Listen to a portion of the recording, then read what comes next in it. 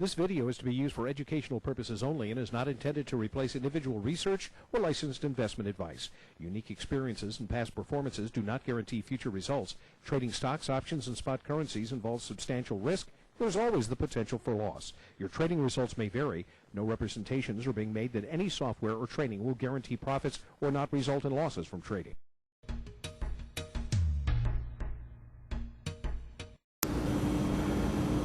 I'm Jack Lott on the James Dix Financial Network. Good afternoon. The stock market finished the day volatile on Friday on a mixed note, mirroring a likewise volatile and mixed performance for the first quarter. For the quarter, the blue chip average was down, had a loss of 0.9%, just under 1%, and that's the first quarterly decline since the second quarter of 2005. Markets finished narrowly mixed. The Dow Jones Industrials and the NASDAQ up slightly. The S&P 500 down slightly. In other news today, the spending by consumers and personal income both rose faster in February. This according to a government report on Friday that showed the economy stronger than Wall Street forecast, but also included an inflation reading that was higher than hoped. Spending was up 0.6% compared to the 0.5% increase in January. Economists were looking for a slowing of 0.3%. Consumer sentiment dropped slightly in March as gasoline prices rose. The Reuters University of Michigan Consumer Sentiment Index fell to 84.4 in March, that from 91.3 in February. The expectations fell to 78.7 from 81.5, while the current conditions of the index fell to 103.5 from 106.7. Spending on U.S. construction projects unexpectedly rose by 0.3% in February, despite a 1% drop in outlays for private residential construction. It's the 11th straight monthly decline for private residential construction spending. Private non-residential construction spending advanced by 2.3% in February, while spending on public construction projects rose by 0.4%. And the National Association of Purchasing Management released its report on manufacturing activity in the Chicago area manufacturing sector in the month of March, showing that activity in the sector grew after contracting after the previous month.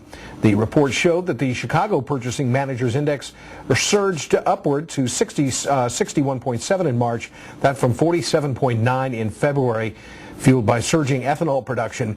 U.S. farmers set to plant more corn in 2007 than in the last 63 years.